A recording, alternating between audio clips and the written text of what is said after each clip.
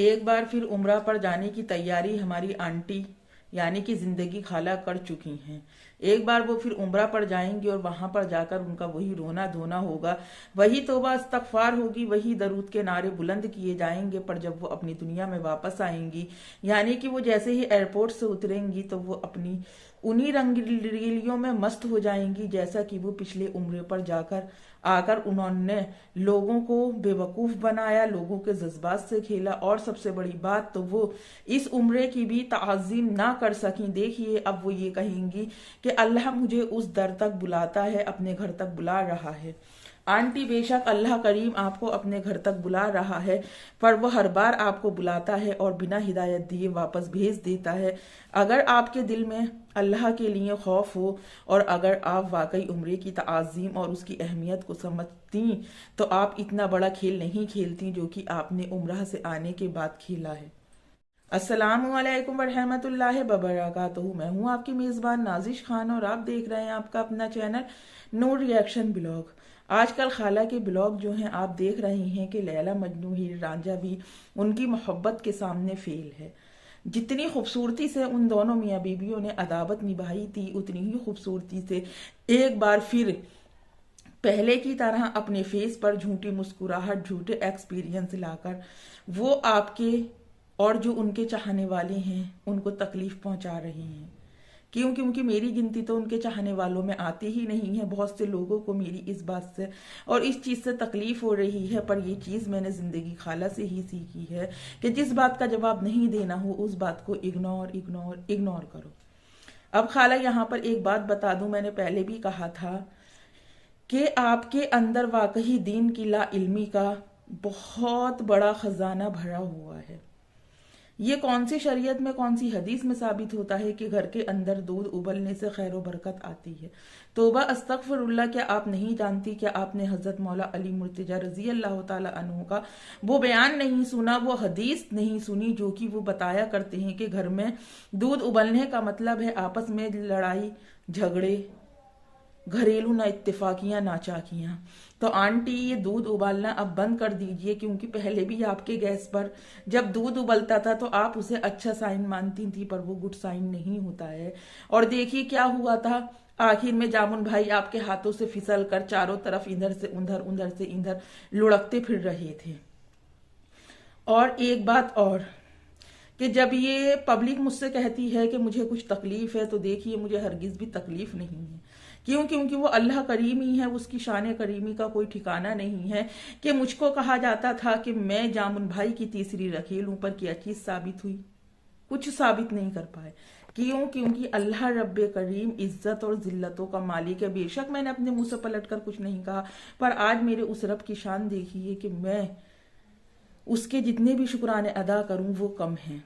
क्यों? क्योंकि मामला तो कहीं और ही फिट निकला था। अब वो लोग इस बात पे क्या कहेंगे? खैर छोड़िए, जाने दीजिए। यहाँ पर मेरा किसी को भी पिन करने का कोई इरादा नहीं है। अब दूसरी बात, जब ये उम्रह पर गई थी, वहां पर इन्होंने बैतुल्लाह शरीफ की वीडियो में गाना लगाया था। आप सब भाई बहन ही थे जो लोग इस बात के खिलाफ आवाज उठा रहे थे। देखिए जब आप लोगों ने आवाज उठाई तो इनके अंदाज में, इनके लहजे में कितनी नरमी आई थी। आज मैं फिर आप सबसे ये गुजारिश करती हूँ, ये जो पूरी सोशल मीडिया पर नाच नाच कर गा गा कर इन मोहतरम हमारे जामुन भाई को अपनी दाढ़ी का भी लिहाज नहीं है, मुंह पर रखी सुन्नत का भी लिहाज नहीं है, वो नाच नाच कर गा गा कर अपने मियाँ और बीबी शौहर वाले रिश्ते को पूरी सोशल मीडिया पर साबित कर रहे हैं। क्या एक शौहर और बीबी का रिश्ता वाकई इस तरह का होना चाहिए? जिस रिश्ते के पर रब ने मोहर लगा दी, क्या हमें उसे साबित करने के लिए इस तरह का नंगा नाच करना जरूरी है? ये मेरा अपने व्यूवर्स, सब्सक्राइबर और हेटर्स से भी सवाल है। अगर मेरे सवाल आपको गलत लगते हैं या मेरे किए गए जवाब आपको गलत लगते हैं तो खुदारा मेरी वीडियो ना देखा करें। अब आंटी जी कहती हैं कि हमारे अंकल जो हैं तो वो उनके लिए दिल से चाय बनाते हैं, जबकि पहले भी अंकल का ही कहना था कि ये औरत मुझे अपने घर में रखती थी, मुझसे आटा मड़वाती थी, चाय बनवाती थी, झाड़ू पोंछा करवाती थी। और जहां तक मेरा मानना है कि अंकल अब कहीं पर जाएंगे भी नहीं। क्यों? क्योंकि जिसको मुफ्त की रोटियां तोड़ने की आदत पड़ जाती है, फिर उसकी मेहनत करने से उसकी रोटी जो है हजम नहीं होती, वो पचती नहीं है। मेरी बातें कड़वी जरूर होती हैं, मेरी बातें तारीफ के काबिल भी नहीं होती हैं, मैं चाटती भी नहीं हूं बातों को, पर उसके बाद भी मेरी बातें हक पर और सच पर होती हैं। क्यों? क्योंकि अभी तक भी मैंने जितनी बातें कही हैं वो सब की सब, अभी मैंने स्टार्टिंग में आपसे जिक्र किया था कि पब्लिक को एक बार फिर गुमराह किया जाएगा। क्यों? क्योंकि इन दोनों मियां बीबी का इरादा उम्राह पर जाने का है, फिर वहां पर जाया जाएगा, फिर वहां से वापस आया जाएगा। इसी तरह से रील्स, गाने, नाच सब होते रहेंगे, जिस पर हमारी आंटी जी फक्र से कहेंगी कि अल्लाह करीम ने मुझे अपने घर बुलाया। अब आंटी जी बाले शाह पीर पर ले जाती हैं। मेरी एक चीज और सोचो समझ से पड़े है कि जब ये बाले शाह पीर पर गई तो वहां पर अगर अंकल कब्रिस्तान जाते हैं तो वहां पर लोगों का हुजूम लग जाता है, सोसाइटी में लोगों का हुजूम लग जाता है, मस्जिद में लोग पकड़ पकड़ कर कहते हैं कि भाई अब आपा को छोड़कर मत जाना।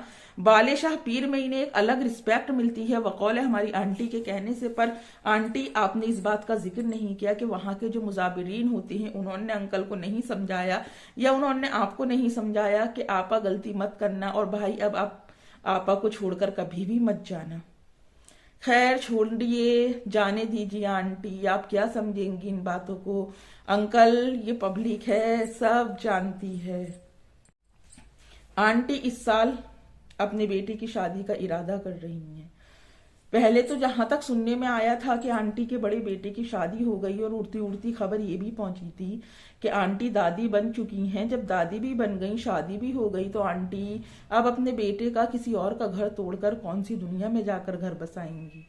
और अंकल के कहने के मुताबिक तो आंटी जी आपका बेटा, आप खुद समझदार हैं, बुरा मत मानिएगा, ये आप जिसे बगल में लेकर बैठ रही हैं ये उसी शख्स के अल्फाज थे। और एक बात मेरी याद रखिए आंटी कि सांप को कितना ही दूध पिला दो पर वो अपना जहर उगलना हरगिज नहीं भूलता है।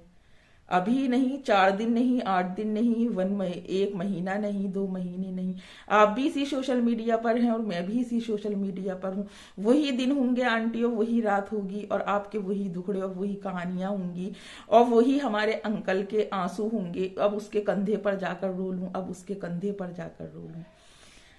और पहले आंटी आपने गले में पट्टा डाला था, इस बार आपने अंकल के हाथ में पट्टा डाला है। आपकी ही एक सब्सक्राइबर ने शायद आपके कमेंट्स में लिखा है कि आंटी कभी भी घड़ी जो है वो गिफ्ट नहीं किया करते क्योंकि घड़ी गिफ्ट करने से रिश्ते जो हैं वो खराब हो जाते हैं। अब प्लीज ये मत कहिएगा कि आप इन बातों पर ध्यान नहीं रखती। क्यों? क्योंकि जो औरत दूध उबलने को भी एक गुड साइन मानती हो वो औरत फिर इस बात पर बिलीव कैसे नहीं रखेगी।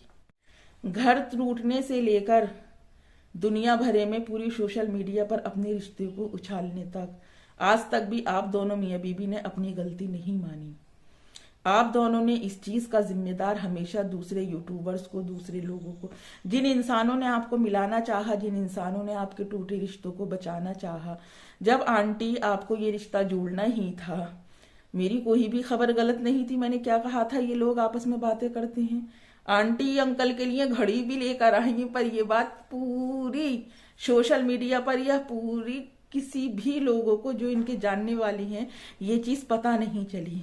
क्यों? क्योंकि आंटी जी को गैबी मदद सडनली मिल जाती है ना, क्योंकि अल्लाह उनको हमेशा गैबी मदद से नवाज देता है। पर आंटी जब अंकल बंगड़ी चुराकर भाग रहे थे, जब अंकल आपकी इतनी रुसवाई कर रहे थे, आपके साथ रहकर आपकी थाली में खाकर, जब अंकल पूरी सोशल मीडिया पर आपके लिए उछाला उछाल रहे थे, जब आप अंकल को मार रही थी, जब आज आपका बेटा डैडी डैडी कहते नहीं थक रहा, जब अंकल को जुल्लाब लगे थे, तो ये आपका ही बेटा था जिसने कि हमारे अंकल को यानी कि अपने डैडी को दवाई नहीं ला कर दी थी। तो आंटी अब मुझे ये बात समझ में नहीं आ रही कि ये बाप बेटे के रिश्ते एकदम से या फिर अचानक ही क्यों इन दोनों बाप बेटों का प्यार इतना परवान चलने लगा कि बेटा और बाप दोनों मिलकर अपनी जमा पूंजी एक साथ इकट्ठी करके आपके हाथ में देते हैं। जबकि आप तो कहा करती थी आंटी कि आप अंकल को पाल रही हैं, अंकल ने कभी भी आपको कुछ नहीं दिया, कुछ नहीं लिया, उल्टा अंकल आपकी तिजोरी से पैसे चोरी कर लिया करते थे, आपकी बंगड़ियां चोरी कर लिया करते थे। इस बात का इजहार आपने इसी सोशल मीडिया पर बैठकर किया था। बताएं आंटी, आपसे पूछने के लिए, आपसे कहने के लिए मेरे पास सवाल बहुत है, पर मैं क्या करूं आंटी। कुछ सवाल आपको याद नहीं है और कुछ सवाल जो मुझे याद है आप उनका जवाब देना मुनासिब नहीं समझ रही। इसलिए मुनासिब नहीं समझ रही, बड़े बूढ़े और सयाने कहते हैं कि नई बहू नए नए साबुनों से ही नहाती है। इस वक्त में आपकी फीलिंग, आपके जज्बात बिल्कुल वही बयान कर रही हैं। जो बेटा अपने बाप के जुल्लाब आने पर दवाई लाकर न दे सके, वो अपनी अम्मी को मोगरे के फूल लाकर देता है और अम्मी कहती हैं ये दोनों बाप बेटों की मीटिंग होगी। जैसे कि आप पहले कह कहकर इस पब्लिक को गुमराह किया करती थी, झूठे एक्सपीरियंस, झूठे इमोशन, झूठा प्यार, झूठा फैमिली। आपका जो नाटक ड्रामा था आंटी, ना तो वो कल में बदला है और ना वो आज में बदला है। और जो समझदार हैं, जो आपको पहले से जानते थे और पहले से समझते थे, वो लोग आज भी समझ रहे हैं। अब ये पूरी सोशल मीडिया पर बैठकर आप कभी भी, अगर अंकल कितना भी बुरा आपके साथ कर दें, तो आप कभी भी इस चीज को बयानी नहीं कर सकती कि जामुन भाई ने आपको खर्चा नहीं दिया। जब वो आज पूरी सोशल मीडिया पर बैठकर आपको खर्चा दे रहे हैं तो जाहिर है कल में भी आपको खर्चा दिया होगा। पर मेरी एक बात ये अभी तक समझ में नहीं आ रही कि जामुन भाई आपकी इतनी इज्जत अफजाई हुई, इतनी इज्जत उतारी गई, बेइज्जती की माला आपके गले में पहनाई गई, फिर वो कौन से ऐसे जज्बात थे, कौन से ऐसे इमोशन थे जिस पर कि आप कंट्रोल न रख सके। एक हयादार मर्द के लिए उसकी इज्जत, अना, खुददारी, ये उसकी हर एक चीज और हर एक बात से बढ़कर होती है। फिर आप कैसे मर्द थे कि अपनी इज्जत, अना, खुददारी अपने ही पैरों तले रोंद कर, सबको सोशल मीडिया पर सी बनाकर, सबका बेवकूफ बनाकर अंकल आप आंटी के पास वापस से पहुंच गए। बताएं अंकल, जवाब दें जरा मेरी बात का। दूसरे लोगों के करेक्टर पर सवाल उठाते हुए, किसी को माँ किसी को बहन बनाते हुए, उनके इमोशन और जज्बात से खेलते हुए, क्या आपको बिल्कुल शर्म नहीं आई? आप खुद समझदार हैं कि मेरा इशारा किस तरफ है। आपको बिल्कुल शर्म नहीं आई? मतलब आपने भनक भी नहीं लगने दी कि मेरा अगला स्टेप क्या होगा, या मैं अगली बात, या मेरा अगला दिन कहाँ निकलेगा, या मेरा अगला दिन कहाँ गुजरेगा। अंकल, बड़े बूढ़े कहते हैं कि जवाई को कभी भी ससुराल में नहीं रहना चाहिए। आप जानते हैं ना, जवाई ससुराल में रहता है तो वो क्या कहलाता है। और हाँ अंकल, आप तो कहा करते थे कि अब मैं उसके घर जाकर नहीं रहूंगा, मैं अब उसको, अगर वो यहाँ सूरत आकर रहती है तो मेरे सर आंखों पर है, और अगर वो अपने नाम के साथ मेरा नाम लगाती है तब भी सर आंखों पर है। पर अंकल, आपकी अत्तानी जी वाकई चट्टान निकली, जिन्होंने अपने पैर की धूल आपकी जीभ जवान से जो है वो चटवा दी। उन्होंने कहा कि तुझे मेरी जरूरत है, मुझे तेरी जरूरत नहीं है, तू मुझे मेरे इसी नाम के साथ कबूल करेगा, तुझे जितना सोशल मीडिया पर बैठकर बोलना है तू इतना बोल ले, पर तुझे मेरे मायरा अत्तानी के नाम से ही तुझे मुझे कबूल करना है। और अंकल, आपने उन्हें उस नाम से कबूल किया। आप इज्जतदार बन रहे हो, आप हयादार बन रहे हो, आप वाशऊर बन रहे हो। अब पूरी सोशल मीडिया पर अपनी रंगीलियां दिखाते हुए, एक दूसरे के हाथों में हाथ डालकर, आज अगर आप नाच रहे हो, बच्चों की शादी के फैसले ले रहे हो, अंकल जिस बच्चे की शादी के फैसले ले रहे हो उस बच्चे में तो आप बहुत ज्यादा कीड़े डाला करते थे। साइकिल चोरी का आपने ही बताया था इस पूरी सोशल मीडिया पर, और रिहैब में रहने की बात भी शायद आपने ही की थी अंकल। तो अंकल, आपकी नजर में जब वो बच्चा ऐसा था तो क्या ऐसे बच्चों को कोई भी शरीफ घर से अपनी बेटियां देता है? नहीं देता है अंकल। जब भी तो मैं बार बार कहा करती थी तो आप लोगों को मिर्चें लगा करती थी कि ऐसा ना हो कल आप दोनों एक साथ नजर आओ और फिर पूछने वाले आपसे सवाल करें और उन सवालों का जवाब आपके पास ना हो। आपने जब भी मेरी बात का बुरा माना था, आप आज में भी मेरी बात का बुरा मानते हो। आपको ऐसा क्यों लगता है कि नून नायाब ब्लॉगर जो है वो हमारे हाथ धोकर पीछे पड़ी है? ये भी आपकी गलत सोच है अंकल। मेरे बारे में किसी से भी गुफ्तगू करने से पहले, किसी से भी कोई बात कहने से पहले इस चीज को जान लीजिए और इस चीज को मान लीजिए। हो सकता है वो इंसान मुझ तक वो बात जरूर पहुंचाए। अभी हाल फिलहाल की ही बात है, शायद कल की ही बात है, आपने किसी से मेरे बारे में गुफ्तगू की। उसने मुझे बताया कि नूर सिस्टर आपके बारे में ऐसा बोला जा रहा है। मैंने कहा कि बोलने दो, भौंकने वालों का काम भौंकना होता है, और आपको तो वैसे भी भौंकने की आदत है। मैंने पहले भी कहा था, फिर कह रही हूं कि जब भी बोलना बहुत सोच समझकर बोलना। मुझे अकेला समझने की गलती हरगिज मत करना। क्यों? क्योंकि अभी अल्लाह की राह में, कुरान के लिए, ईमान के लिए लोग खड़े होने वाले अभी बहुत सारे हैं अंकल। अगर सब मुंह पर सुन्नत रखने के बाद आपकी तरह नंगा नाच करना शुरू कर देंगे तो कयामत आ जाएगी। और इस बार अगर उम्रा जा रही हैं, उम्रा जाने का इरादा ही है आपका, तो अंकल जरा सोच समझ कर, क्योंकि बड़े बूढ़े कहते हैं कि कुत्ते को आमलेट हजम नहीं होता है या फिर घी भी हजम नहीं होता है, क्योंकि अगर उसे खिलाओ तो वो पलटी ही मारता है वापस। बुरा मत मानिएगा, माफ कर दीजिएगा। अल्लाह के घर तक नेक्स्ट वीडियो में फिर मुलाकात होगी। तब तक अपना और अपनों का ढेर सारा ख्याल रखें और मुझे भी अपनी दुआओं में याद रखें। अल्लाह हाफिज। ये पब्लिक है, सब जानती है।